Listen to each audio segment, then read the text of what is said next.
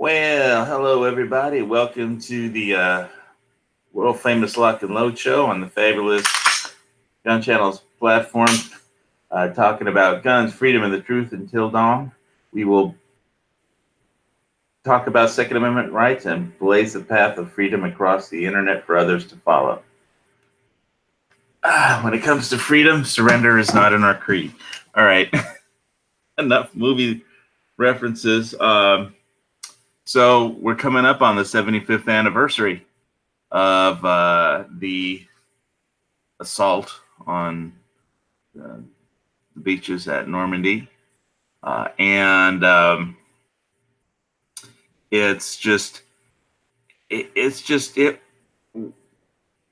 amazing assault against when the troops landed at Omaha Beach. I mean, I know they probably told them that don't worry, the bombers are gonna blow up all the pillboxes, and so for whatever reason that didn't work. Whether it was crosswinds or the planes toggled late because they got a bad weather report or whatever it was, they hit the beach and they were confronted with concrete bunkers, fortified troops, and interlocking fields of fire of these MG42 machine guns. And I got to tell you, first, if you get dumped in the water, and then you have to, if your own gear doesn't drown you, and you make it to the sand, and then you have to charge across interlocking fields of fire, these machine guns fired like 1,200 rounds a minute. I mean, that's a pretty fast cyclic rate. MG42s. I mean, I think the M60s only fire like 500 rounds a minute. Is that right? Squib's in his car driving, so he's kind of muted. Yeah, I want to say the cyclic rate on a M60 is about 700 rounds per minute, and on an MG42 it's 1,500 rounds per minute. The MG34 is less than the MG42, it's somewhere in between. But yeah, it's the rate of fire and just the fact that they had it all set up. They knew, where to aim, and they had everything all. They were ready at the beaches. The thing is, yeah, they took the time to make those preparations. They knew they were coming, so they baked them a cake. But I mean, can you imagine assaulting, running, trying to make it to the seawall through interlocking fields of fire when there's people shooting one of these at you? I mean, that's like almost suicide. And well, the hedgehogs offered them some protection, some cover, but not much. And it's not. And after the hedgehogs, you had a long way to go to get to that seawall. And when we train to move as a unit, where you fire cover fire while your buddy advances, and then he fires while you advance. We had like a 3-second rule. I'm up, he sees me, I'm down. Well, if you took any longer than that to stay out from behind cover, it was I'm up, he sees me, I'm dead. So yeah, these guys had the odds stacked against them. And they charged for it anyway. I mean, I guess you call that esprit de corps or gung ho, but or just it's almost an indescribable. I think that that Saving Private Ryan and Saving Private Ryan, the opening scenes were like, where they tried to get that across, that it was. And they did a pretty good job of just desperation to get to the seawall. I mean, it was crazy. That was a crazy charge, getting off those landing craft. But it's not like you have a choice. You can't go back. No, yeah, it's that, or you're not swimming back to the ship. My great uncle was there, and he said that movie was the closest depiction he has ever seen of the actual event. So, they did a really good job on the movie. They did a really good job as far as showing how graphic it is. When you see that guy, wandering around holding his arm or whatever, and everything seems to slow down, and there's that ringing in the ears, and there's a disoriented, kind of hazy look around it. That's what it's really like. So they did try to depict it, I thought, really well. And when he told me that, World War II veterans are no BS kind of guys. So that was a long time ago. The movie's been out for a long time, and my great uncle's been dead for a while. But it was good, to hear his stories before he passed away, and to hear him say that. I know that I can show, my grandkids and my great grandkids, if I live that long, this movie and explain how realistic it is. So. Yeah, Spielberg could make a good movie if he's got a good subject matter to make a film about, and I like that one. But I don't know. What do you think is?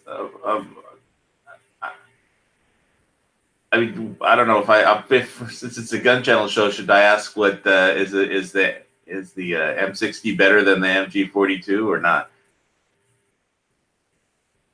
Honestly, I would pick the 34, even though it had more parts than the 42. It was more complicated to manufacture and it had a slower rate of fire. It had a select fire option, so you could single shot it. And that's something that would be useful. Now, on the M60, a single shot, that's an awful heavy gun to have a single shot, and so is the MG34.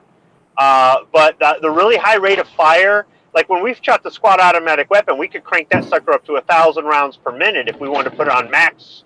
And the minigun fired like 42 rounds a second on guns high.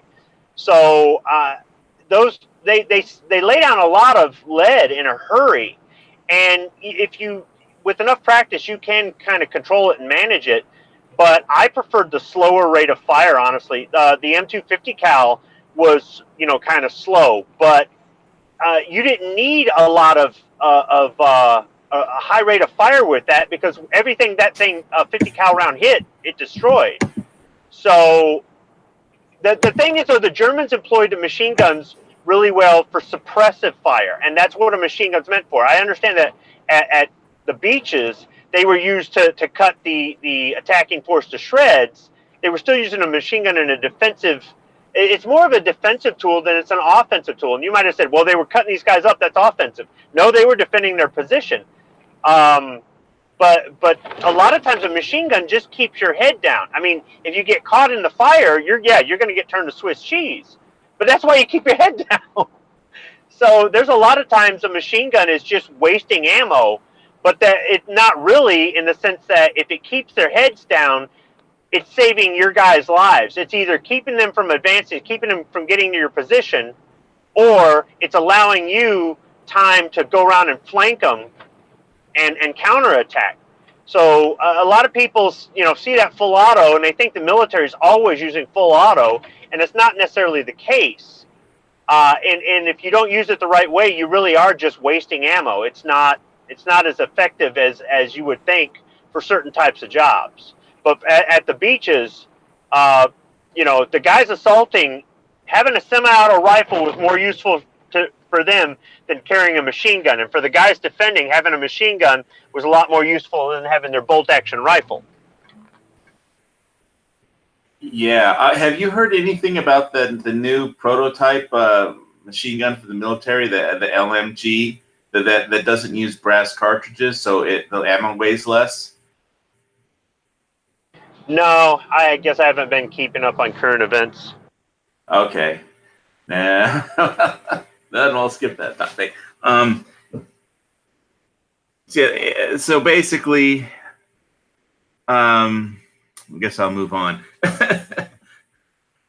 Let's get I mean, the D-Day landings, the further away we get from stuff like this, the easier it is for people to forget. My children weren't there to hear my great uncle tell his stories.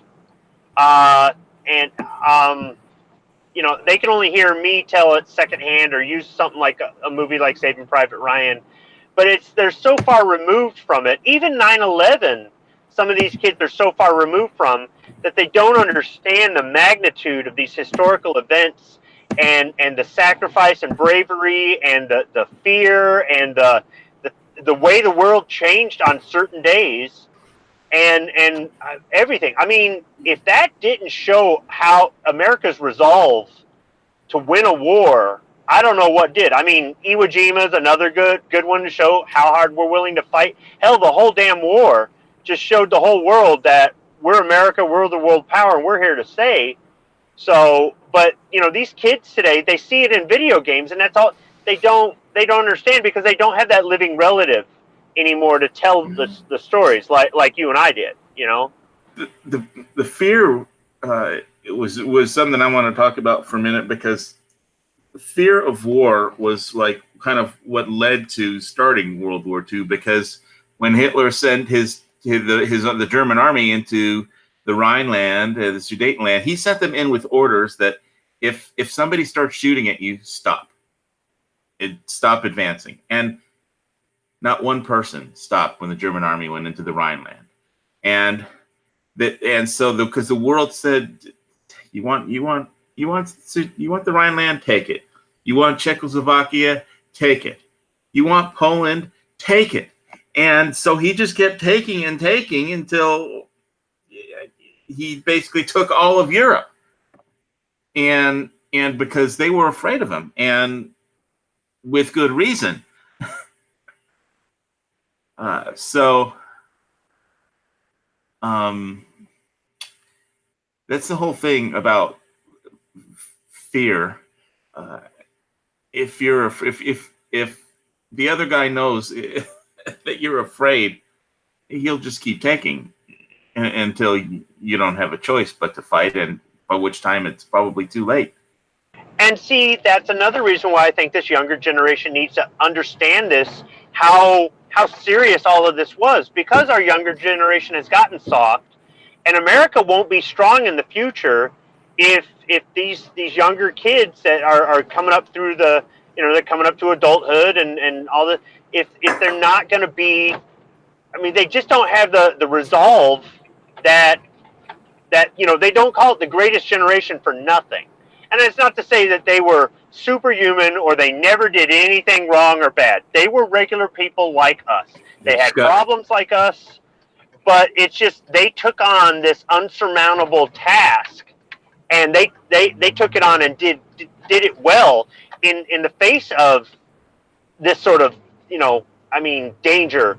And if you wanted to ask 18-year-olds in America today to do the same thing, they just wouldn't. They just wouldn't. I think the average age of the average combat soldier in World War II was more like 25 or even 25 years. I don't see, if there was something that like World War II that happened, if there was 9/11 Pearl Harbor, something of that magnitude, and we were really, I mean, I just don't know how many would volunteer. I don't know if they started up a draft, if they started doing everything. I mean, all the things, rationing and everything else. If we ever had to go through that again, I think America would have a hard time. I just don't know.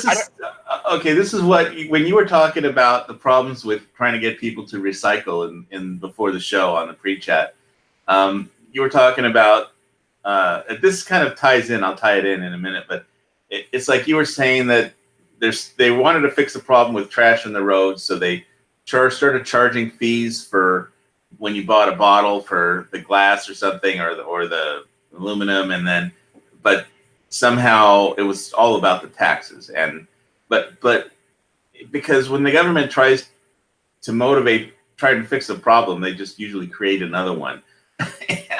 And so what was funny is this presidential candidate, Cory Booker, has this plan to, because of bad things that happened in the past, that he wants to pay people to have babies. Well, they already do that. You get Well, a tax deduction for your children. No, he wants It's to not give them much. $1,000 a year for every baby that you have. It's right around there. I want to say it's between like $500 and $1,500 per kid per year. You can do a tax deduction, so that already exists. Well, but so this isn't a tax deduction. This is just throw money at them. Or a credit deduction, whatever it is. I mean, I don't know. It sounds just like so many of those gun laws that they try to come up with. It's like, murder's already illegal, right? You've already got 6 other laws that deal with this. Making another law isn't going to stop it. Chicago had 20 shootings or something just over this last weekend, and the police chief there made his statement that we already know who all these people are because we've arrested them like 1,000 times each person, and the court system just let them go. So see, he wants to give people incentive to have kids, not that there's not already something like that in place, because there is. But the reason these kids don't want to get married and have children and settle down is they've seen what children are like. They've seen what they were like, and they see what a hassle they are, because kids are a hassle. As a parent, I can say that they are a hassle. I love my hassles, though. But kids today, they're like, I don't want that responsibility. I want to do what I want, when I want, how I want. And I don't want 95% of my paycheck going to a bunch of ungrateful brats like me. They don't want to get married because they've seen their parents get divorced multiple times and seen that bitch run him through the ringer one time too many. And guys are saying, I don't want to get married and go through this stuff that dad went through. I know, but when they said they're going to pay you $1,000 to have a baby, I was like, it's like, so you're being paid to have sex, right? But the welfare, the people that milk welfare, the women that got 8 kids with 8 different baby daddies already get that. That's what I'm saying. For him to offer is just asinine, because there's so many things in place to give you financial incentive to have children. But that's the problem is America has a very low birth rate. Well, that's a problem in Japan. I mean, and it'll be a problem in America. Well, they just keep importing people from third world countries in here, So now you're going to go to open borders? No, but here's the thing. Here's the thing about that. If they ever say, well, because of our low birth rate, we need to improve our immigration. Okay, fine. Here's the thing. They have to be Americans. They can't be Arabic Americans or European Americans or Latino Americans or Pacific Islander Americans or whatever it is. They have to be plain Americans. We have to get rid of all this, whatever it is, in front of the word American. When you come over here, you learn the language, you learn the culture, you acclimate, and you sever all ties with home. That doesn't mean that you can't hang the flag of the country you came from in your house or celebrate those holidays at your home or whatever. But you don't insist that your kid get that day off school because back in the motherland, that's a holiday. Or try to get Christmas changed, or get rid of the nativity scene, or speak your language loudly and rudely in public. Your home language. You acclimate. You become an American. Put on some jeans and act like an American. Otherwise, then maybe, I don't know, giving people incentive to have families again would be a good thing, but not the way he's doing it. You want to give people incentive to have families, you make it harder to get married.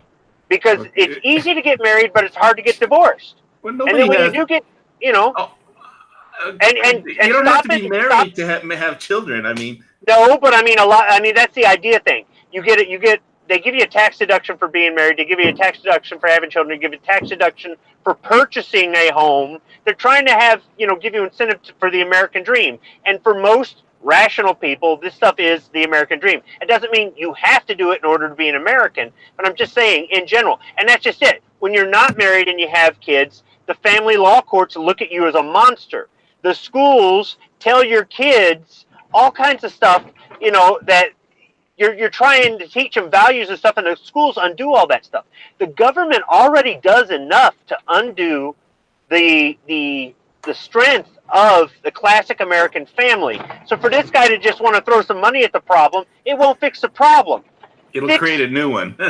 Fix the public schools, fix the family law courts, and make it where people really think twice about making babies or making a commitment to be married and start a family. that would do more than, oh, let's just give them some money. Because you can just go on freaking welfare. And if you get married, they won't let you on welfare. You know, I mean, stuff like that. That's what I'm saying. There's incentive to just make a bunch of kids with a bunch of guys and just milk them for everything they're worth. Okay, so the judge denied the House Democrats' challenge to the border wall funding, but the bad news, that's the good news. The bad news is that there's another lawsuit that by the ACLU on behalf of the Sierra Club environmental group that is blocking them from creating a border wall in certain areas for environmental reasons. So you win one, you lose one. So it just goes on and on forever. All right. Let's see. I was going to talk about some of the legal cases really quick for Second Amendment stuff. Colorado Supreme Court, the Firearms Policy Coalition filed an amicus brief in support of Coloradans' right to magazines over 15 rounds in capacity. I didn't even know they were limited to that 15 rounds, but I guess they are. And this one, Illinois Supreme Court filed a coalition brief arguing that FOID law's application to respondent is unconstitutional. So basically, there was this lady, Vivian Brown, has been criminalized, reading from the argument filing. Vivian Brown has been criminalized for exercising a core Second Amendment right. She's a lifelong peaceable citizen with no criminal history. She possessed a most modest firearm, a single-shot 22 bolt-action rifle, for the undisputed purpose of self-defense in her home. The law making it criminal for Ms. Brown to engage in activity at the Second Amendment core is unconstitutional as applied to her. This court applies two-part test to Second Amendment challenges. Part one requires a historical analysis to determine whether the burdened activity falls within the Second Amendment. This is what I have to say about the Second Amendment. I mean, we have the Bill of Rights and we have the Second Amendment. But the Second Amendment isn't just something written down on paper that was created by the government. It's not just something written down on paper in the Constitution. It's like the difference between silver and paper money, or gold and paper money. If you hold a gold bar in your hand, it's something. Okay, it's not something that the government can say, well, this isn't worth anything. What you thought was worth something is no longer worth something. They can't say what you used to have. The only way you give up your Second Amendment rights is if you surrender your firearm, because it's a tangible thing that you can actually hold, like a gold bar or a silver bar. And all right, and so that being said, I mean, Deutsche Bank is at an all-time stock is at an all-time low. So, but anyway, I won't go too far down that road because that's not what the show is about this week. But so basically, this lady was arrested because she didn't have a FOID card or it expired or something, and they're making her a criminal because she had her 22 single-shot bolt-action rifle. I mean, and you're talking to Illinois, and we were saying that there were 19 or 20 shootings this last weekend, just the last 2 days, and they knew everybody because they had been arrested like 1,000 times. So turning regular people into criminals because like of a FOID card thing, I mean, it's just bullshit. And I don't know. Am I crazy, or is it just that the world is? Again, we can have a vote on that one, or all of the above, possibly. Let me take a look at the external and see if anybody says anything. Hi, Desert Pioneer. Steve's out there. Steve D. Jesse James said hello. So basically, what I would say is that if you want to be a hero, support the Firearms Policy Coalition, or one of those Second Amendment Foundation or so organizations like that file all these lawsuits. That's, I guess, the way civilized people act, as they try and settle these disputes. But the fight will go on forever, in my opinion, because it's not something that you're going to win permanently, because this is a free country and people are allowed to express whatever crazy political opinion or view, and they could say whatever they want. They could say that the Bill of Rights is stupid and you can't do anything to them for saying it. And all you can do is just keep fighting. So the fight never ends for freedom. And I guess that's why they hit the beaches at Normandy, because liberty was better than the alternative, which was slavery and death camps for everybody who didn't support the toe the Nazi Party line at the hands of the Gestapo. But anyhow, so right, there was something I wanted to correct from like 10 shows ago, which was I pulled out my Sands of Iwo Jima DVD over the weekend, and the part that the corporal, not the corporal, the colonel from the Marines that he objected to when they were filming the movie Sands of Iwo Jima was the part where John Wayne's character, Sergeant Stryker, was trying to teach one of the privates about who was just screwing up on the bayonet course. He couldn't do anything right. He had two left feet, and so he basically he took an M1 rifle and hit the private in the face with the butt of the rifle and like broke his jaw.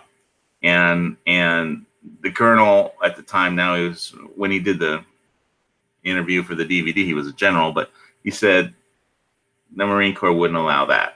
And I think like 10 shows ago or 20 shows ago, I thought it was just over the fight that he had with a different character, because I just misassociated which character that the colonel objected to at the time. It wasn't the fight where he took Forrester's character, Forrest Tucker's character, Thomas, who had kind of a resentment towards John Wayne's character built in, and out to fight, and then they were basically fighting in a knockdown drag out in the trees outside a camp or something, when a commanding officer saw that and told them to stop. But that wasn't the scene. It was the rifle scene, and basically they left it in there because in the movie they used basically how they resolved the conflict is that the Marine who couldn't make it through the bayonet course they put on some music, and they basically were like dancing. He could move really well if he was dancing to the beat of some music. So they put on some music and they were kind of like dancing. And so John Wayne's character Stryker says, "Okay, you just keep dancing with your bayonet until you get this right, and you can move." And so they let it stay for the purposes of the film, but they still kind of objected to the fact that it would never happen where a drill instructor would just take the butt of an M1 rifle and just break the guy's jaw with it, bash his face. I mean, would you say that's still the case? Is it accurate? If you're still there. When I was in boot camp, somebody got popped in the face with their rifle by the drill instructor, and it got the point across, but he didn't break his jaw. Okay. All right. Well, it was in the making of. I have the DVD for Sands of Iwo Jima, so that's what I was talking about at the time, and I just misassociated which character and which thing. That anyway. Hopefully, the point is solved, or at least corrected. We had some guys that got, I thought, coddled because they wanted to give up, and at a certain point they said, look, you can only cut so many people every so many weeks, and at a certain point you can't cut anybody anymore unless they commit a criminal offense. So if you got somebody who's non-conformer, you better motivate them to conform. And some of them they would have to get physical and mean with, and other ones they'd have to coddle. And I think it was their ability to read person's personality and realize what was going to be more effective. Like, I'm the kind of guy that you got to hit in the head with a 2x4, right, to get them to listen, right? Coddling me, I'm going to look at you as weak. So I totally get it. There's a lot of things that I learned about how to manage people when I was in the military, and one of them is being able to read different people's personalities and know what's effective to motivate. Just because it works on one doesn't mean it works on the other, and that doesn't mean that you do it every single time. Sometimes it's just, one of us falls, we all fall. But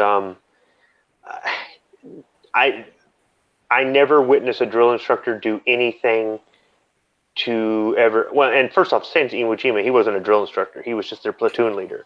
But I never witnessed anybody at any level do anything to put anybody in the hospital or send them to sick bay. I mean, there were a couple times where we pulled some pranks and stuff where it got pretty close to hurting somebody, but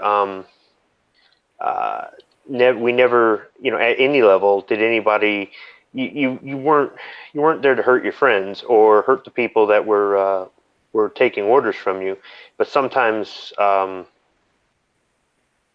that sort of thing, you got to have a certain amount of discipline. And somebody go, oh, that's barbaric or whatever. Okay, what do you think combat is?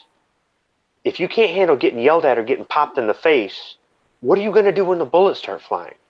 So I just think people don't understand that.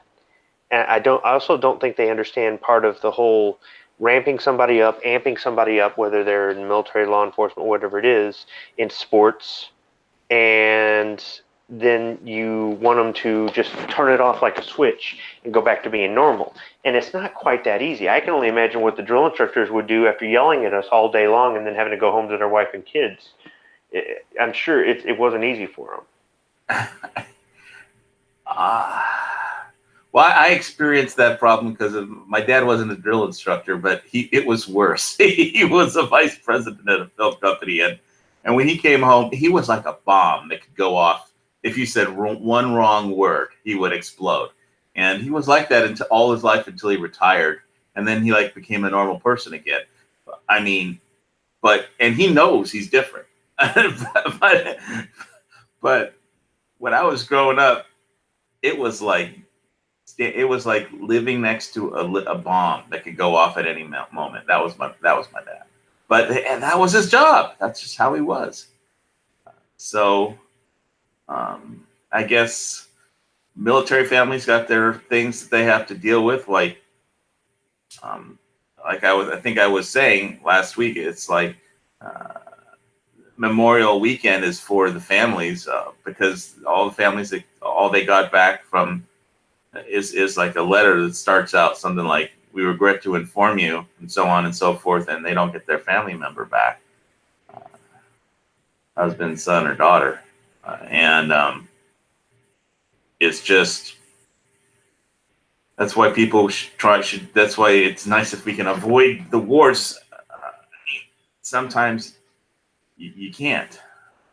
And so I guess you just have to be experienced enough to, when you're the president, to know how far you can push something without committing the military's lives into harm's way, which you may have to do. But saber rattling, I guess, is just part of I guess you could call it the game of the nations play. And so, yeah, the people that are in the military when you look at what they had to do to get, you had asked, why would people sign up to like charge a beach that's defended by MG-42 machine guns? But everybody signed up in World War II. That was a thing or at least almost everybody did in Russia after the Nazis invaded in the Soviet Union under Stalin. Like everyone over 18 that could walk and breathe was in the military. No exceptions. if you were a male of fighting age, you were in the military. There weren't any civilians of fighting age males, because everybody was recruited because they were getting their ass kicked and they needed everybody, and it was their endless human in between the Russian winter and the endless supply of human beings that they could throw into battle. And that's I was trying to say something last week about in the AK-47 versus AR. It's really not about which rifle. It's not the gear. It's the person. So and it's like that for anything. It's not just. But if you're going to try and pick just pick a weapon and learn how to use it and keep it working. I can make my Tavor, as long as I keep it clean and lubricated, it'll fire. If I don't, then I'm an idiot. Because you might have to do less maintenance, but it's really not about the rifle you pick. It's about you. How much, as a rifleman, there's no really right answer to AR or AK. It's, over time, whichever rifle you'll pick, you'll probably get good with, but it's not about the rifle. It's about the rifleman. I bet Squibb could shoot out pretty much. Squibb could shoot pretty good with whatever rifle he picked, and when it wouldn't matter if he had a Mosin Nagant or an AR, he could probably do okay. Am I wrong? I tend to be particular about my sights.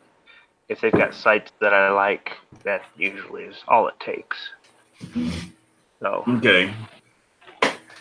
Well, it's really not about the rifle; it's about the rifleman. But okay, I don't know if I have any other topics that I needed to discuss. Check out the external really quick. If anybody's interested, I throw a link in gunchannels.com/HVS.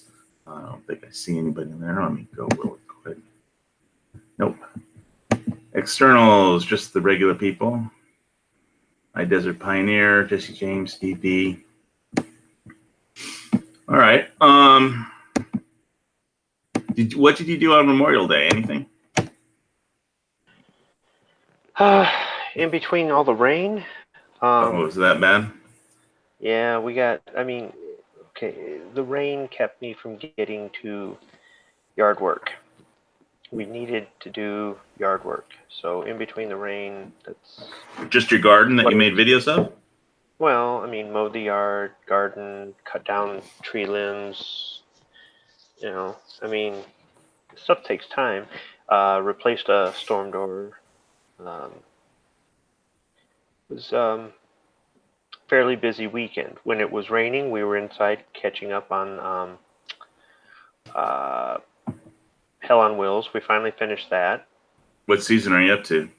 No, we finished it. Oh, all 6 seasons?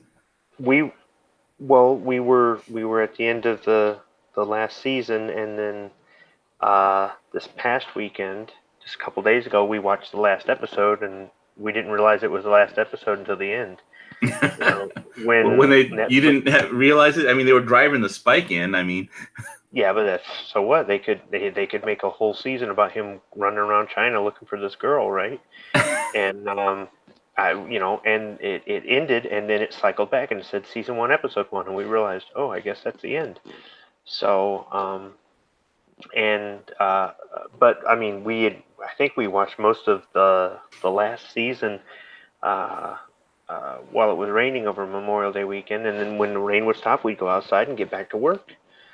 Just a lot to do. The thing is, it's really hard to get an early start. I wouldn't even call it an early start, a decent start on the outside out here in Michigan. I grew up down south as a kid, so summer for me always starts in March. Well, not here. Summer starts Memorial Day, and there's nothing going to change that. And I know it, but it's still in my mind for some odd reason. Even though I know how the weather is here, I want to start on the yard in March, and that just doesn't happen. So I mean, there's just a lot to do, and time off work is not always there. So that's what we did. We were exhausted when we went to bed Memorial Day evening. We were just exhausted. So, but it was worth it. I mean, we got a lot of stuff done. So, all right. I'm just gonna share with you guys what I was doing over Memorial Day weekend, which was reading a book, the Air Force Survival Handbook. I'll do a quick screen share of it, the cover. You can download it for free. I paid for a printed version on Amazon. Let me see if I could just screen share the cover. Yeah, it was a really comprehensive book, and I wanted to recommend it to people. Even if you think you're the best bushcrafting prepper guy out there, you'll probably find another way of doing the same thing that you hadn't thought of before. I know I did. So let me see here.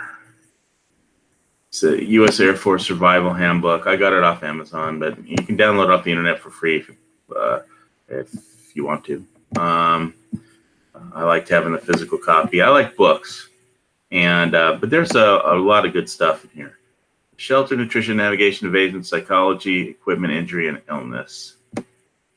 And so it's kind of it's a thick manual. It's not, but it has illustrations to explain things or illustrate things. And I thought it was really handy, comprehensive, and just read it, take your time reading it, and you might find a new shelter or a new fire pit idea or something, or different water purification or water gathering strategy, and it's worth it's if you're a prepper, add it to your reading list.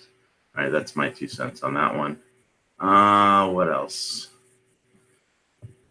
Okay.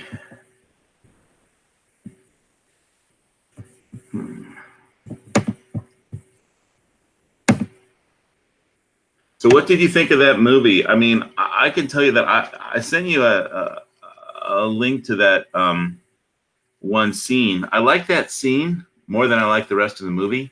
Because I personally thought it was the producers were obviously anti-Christian or something, the way that movie was made.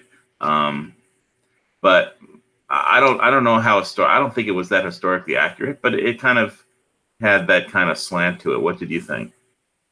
We're talking about Kingdom of Heaven. Can I have my $4 back? Really? Okay. Yeah, it wasn't available for free with all the other crap that I subscribed to, so it cost $4, and it wasn't terrible. I mean, we were like, all right, Hell on Wheels is over. What do we do now? And I said, hey, my friend suggested this movie. So my wife's looking it up. And it's not on Netflix, and I think we had to go to Scamcast, and it wasn't in the free movie section. She goes, it's $4. And I go, huh, what do you think? She says, screw it, and hit the button.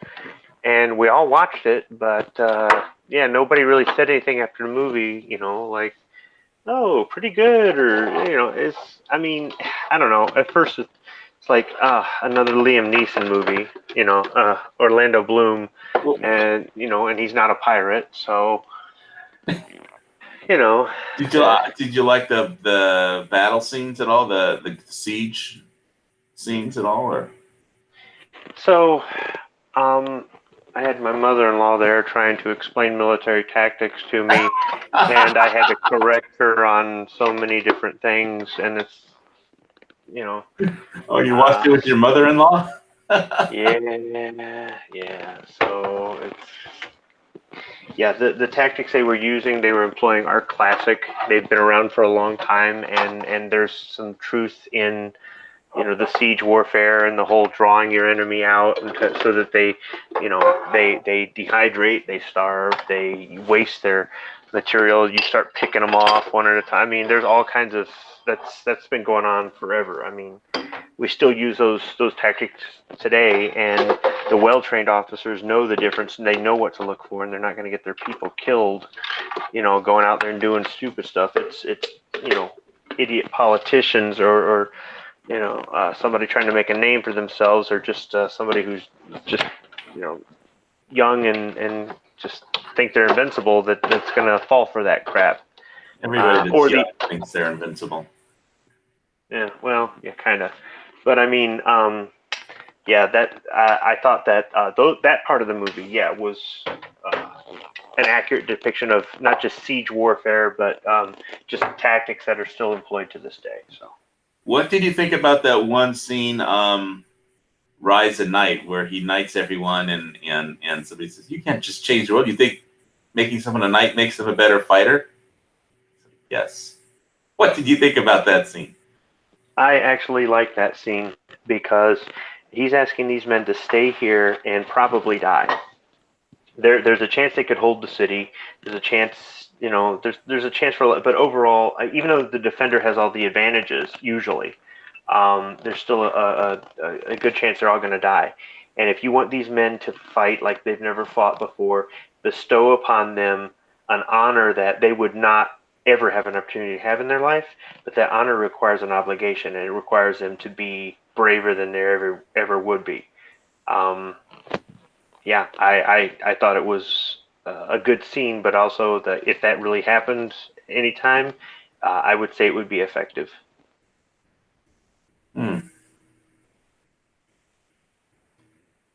Well, I was never in the military and I was never a knight, so I guess I wouldn't know. The scene that I liked was the one negotiating outside the gates with Saladin. That was my favorite scene in the movie. I don't really think it was accurate or historical, but it was a good scene, and I liked it. But I thought, just comparing, I would have picked Lawrence of Arabia any day over this one. But that one scene was very good, which is why I sent it to you. But Lawrence of Arabia, I liked better. I wish you would have paid $4 for that, because that's just a lot better movie with a lot better cast. Claude Rains, Peter O'Toole, Omar Sharif. It's like, but that might not be your cup of tea. I can't really pick out movies for you. I can pick the ones that I like, and I'd have reasons for liking them, but that doesn't mean you'd like them. Are you surprised that I even watched it? Yeah. I was surprised because I didn't tell you to watch that one. I mean, I said, yeah, when I sent you an email like a few months ago, it's like, these are two good movies you should check out. Kingdom of Heaven and Lawrence of Arabia. But if you were going to pay for one, I'd say pay for Lawrence of Arabia. That'd be worth the $4. But that's a T.E. Lawrence was an actual historical person. The accuracy of the movie probably, it's Hollywood. So in when they do historical accuracy in a film like that, or in Saving Private Ryan, they try and be historically accurate to create the because having accurate things helps create and sustain the suspension of disbelief, which is something you have to do when you walk into a movie theater. It's an illusion of light and magic, and nothing is real that you're watching. So the more historically accurate they can do things, the more it tends to perpetuate the suspension of disbelief for the 2 hours that you're watching the film. Because nothing in Hollywood, nothing is real, including the people that work there. Anyway, that's a whole nother story. All right, Sir Oklahoma didn't make it for some reason. I know he said he hurt his finger on a grinder. Let's see. Grinder took a bite out of my index on the second knuckle and went pretty deep. So he did Band-Aid and Neosporin. Well, he had a link, so I guess he couldn't make it this week. But he's okay. I'll check the external really quick, and then I think I'll wrap this show, unless there's anything else that we need to cover. Well, did you want to talk about what happened in Virginia Beach last week, or? Oh, Corsair trainers out there. Hi, Virginia Beach. Okay. Some domestic dispute got crazy, and he shot like how many people dead for no reason other than it was ended up being 12, I thought. 12 people, a child custody dispute and a divorce and a yeah. All I can say is whenever you're angry at someone,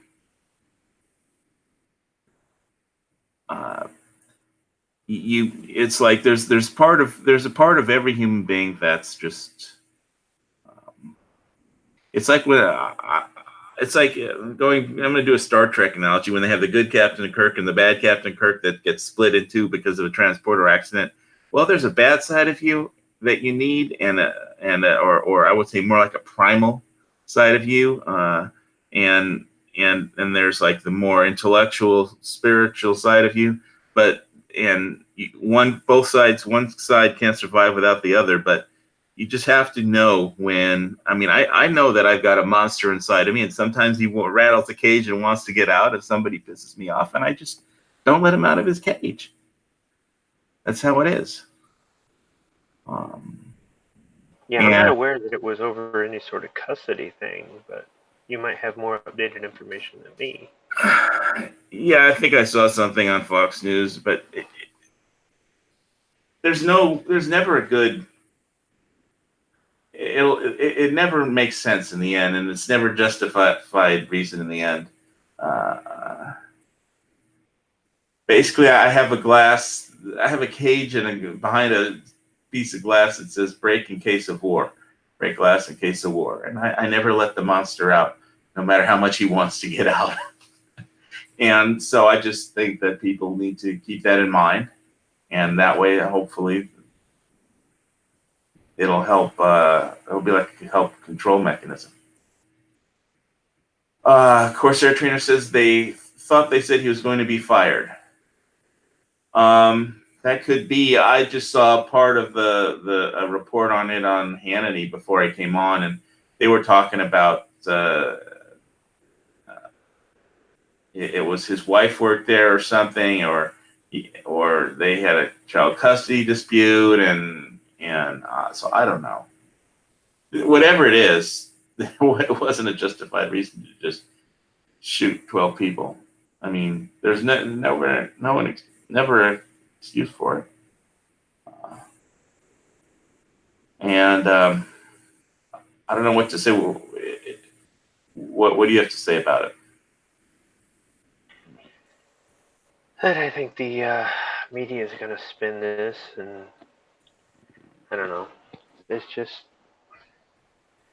look, until everybody in America who has the legal right to own a gun has the legal right to carry it anywhere at any time with no permit, no excuse, no whatever. It's my right. Stuff like this is going to happen. If they don't use a gun, they'll use a car or a truck, or they'll chain the doors shut and set the building on fire, or use an explosive, or use poison, or use some form of mass panic to cause an. I mean, and they'll fly a dang plane into the building. Okay, whatever it is, they're gonna do something. People have done enough crazy stuff. A guy stole a tank out of the National Guard Armory in California, what, 20 years ago? And a guy built a tank out of a bulldozer less than 20 years ago. I mean, there's nothing you can do to stop the crazies. I thought the crazy guy was the one who the bank was going to repossess his house during the 2008 banking crisis, and he bulldozed it under the day before they were going to take. Well, whatever it is, whether somebody feels frustrated and they're going to lash out, they're mentally deranged, or they're just plain evil. And I think a lot of people are just evil. They're around us all day long. Well, we need to let evil and the mentally deranged and the people that snap, or they're just plain criminals, or whatever it is, that they're around us all day long, and we're armed all day long. It's not that everybody should be forced to have a gun, carry a gun, whatever. There just shouldn't be anything stopping us from being armed, and there shouldn't be any penalties for defending yourself. Realistically, I mean, they should be able to look at somebody, like a guy walks into a building and starts shooting at people indiscriminately, and somebody pops him. They should get a pat on the back, a medal, and a "have a nice day, sir or ma'am," not a, tase, cuffs on, and then we're going to investigate this for 6 months while we destroy your life because you did the right thing. Now, there's other times where somebody maybe escalates a situation that could have been de-escalated, and they cause a death, or they brandish a weapon when it was uncalled for, or because they're carrying a gun, maybe when these people snaps, they might act on it because but if they're surrounded by 11 other people that aren't crazy, they don't stand a chance. I'm not saying we should turn America into a shooting gallery. I'm just saying that if these people that died or were wounded had a way to fight back, would the story be different today? And until the government says, you know what, we've been doing it wrong all this time, why don't we just listen to the gun guys for once? And that'll never happen. But until they do it, and they go, all right, this is what we're going to do. We're going to give you 5 years or 10 years. We're going to give you everything you asked for 5 or 10 years. Let's see what happens.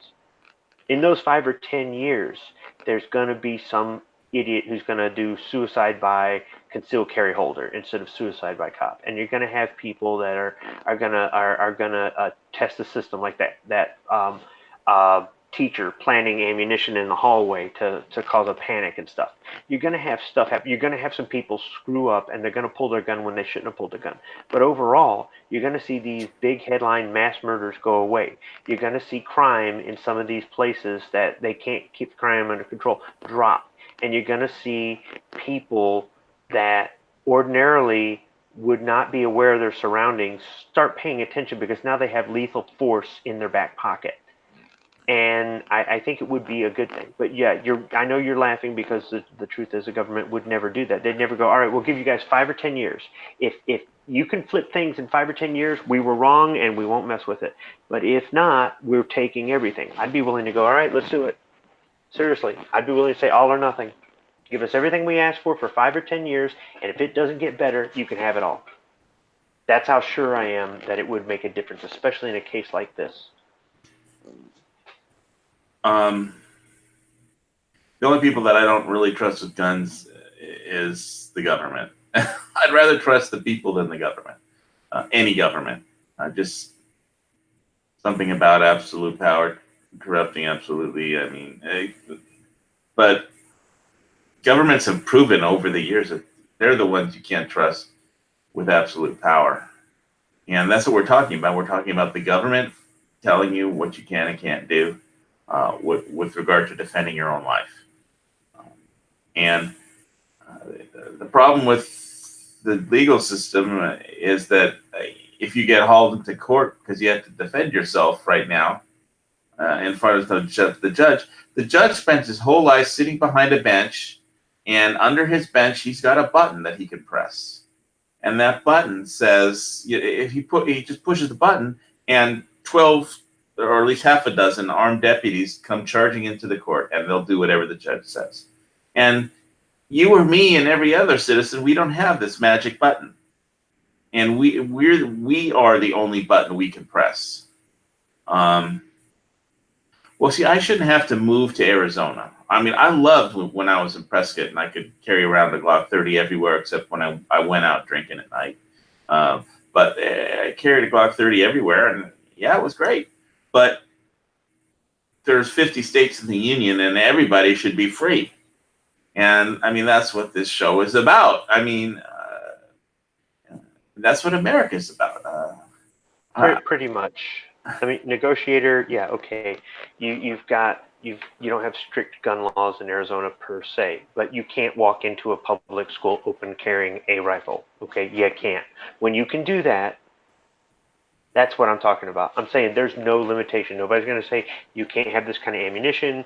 There's a limit on your mag. There's a limit on what you can carry. If you want to carry 4 guns on you, whatever it is. If you want to have smile and wait for flash on your gun, you should be able to. I'm talking about get rid of all of the bullshit. There's guns. You're going to see people. You're going to see people who have never been interested in this suddenly get interested. The way they get interested every time somebody talks about a ban. You're going to see more people see this as a more average, everyday thing, and you're going to have less juries inclined to convict somebody who did the right thing to protect their family or protect themselves or a stranger or whatever it is. You're going to see this become more commonplace, and the criminals are not going to have any place to run and hide anymore. You're not going to stop the crazies from coming out of the woodwork, but you will put them down pretty quick. And I don't think it's going to turn America into a shooting gallery, but it's going to prove that we were right all these decades and nobody listened to us. Turn America. Look at Chicago. It is a shooting gallery.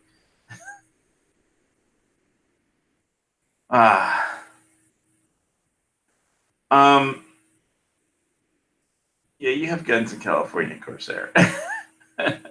Yeah, just my dad has a lot of guns, but he doesn't go shooting that much, and except for when I visit him, then we go shooting.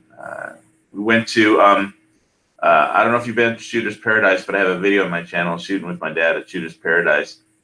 Yeah, Corsair trainers. I used to live in California. I'll visit. I'll never move back there.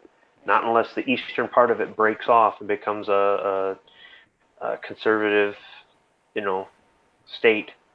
Otherwise, I'll only go back there to visit. So. Yeah, I liked Arizona when I was there. I mean, but hey, yeah, it's a nice air conditioned range, and I like shooting with my dad, and I guess when I visit him, we go out shooting there. I haven't been there since they passed that stupid, background check for ammo law. So I don't know if you go to the range, if you have to do a background check just to buy ammo that you're going to shoot at the range. I mean, that would be kind of silly if you're just going to shoot it all at the range. But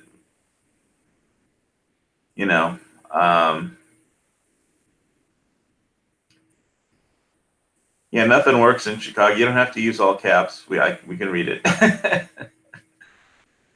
Let's see. Yeah, well, thanks for watching my video, Corsair.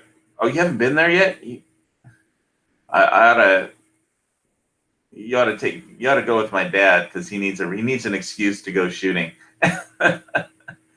When I visit him, that's a good enough excuse. And I know you said you live near Newbury Park, so that's about where he lives.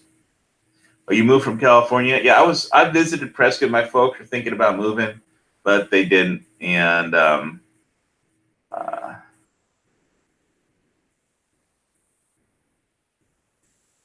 it was.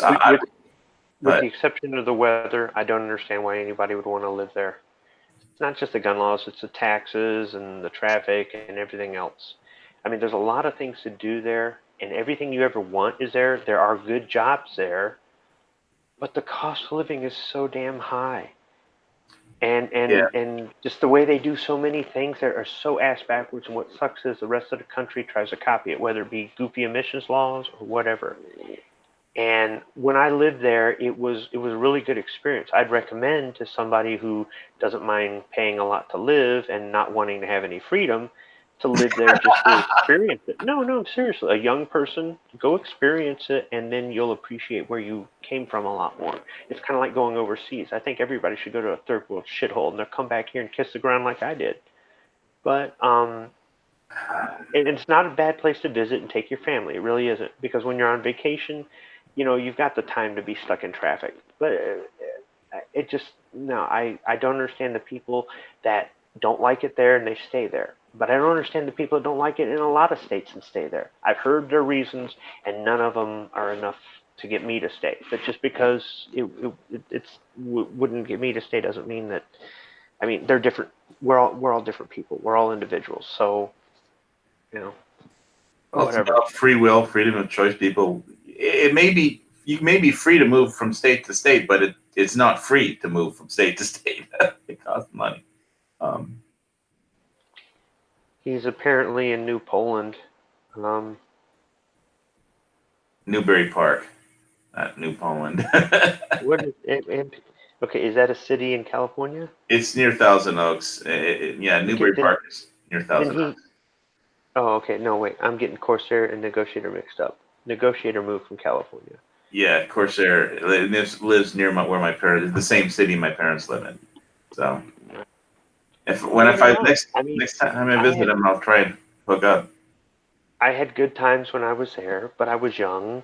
All the guns I had were full auto when I was in California, but the government might have owned them. I did a lot of shooting full auto in California. Well, that was at Camp Pendleton, right? Yeah, at Camp Pendleton. But it's still overall though. I thought it was a good experience for me to live there, and I lived there when it still wasn't that bad. But I've gone back there on vacation, and I like taking my family there. But it's just one of those places I'll visit, but I'd never want to live there.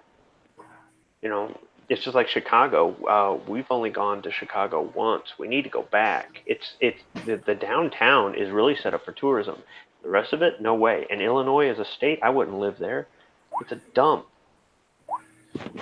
Well, they have. It's called the first world shithole, I guess. But I forgot to play some of my new movie sound clips. Here, I got this one. And another one. All right, added that to my list. I would say you might like Lawrence of Arabia and you might not, but it's a good movie. It had a better cast than, but it just had a better script. It had a better production team, and everything was better about it. But that doesn't mean you'll like it. But I'd recommend that. It's in black and white. It's not black and white. It's color. What?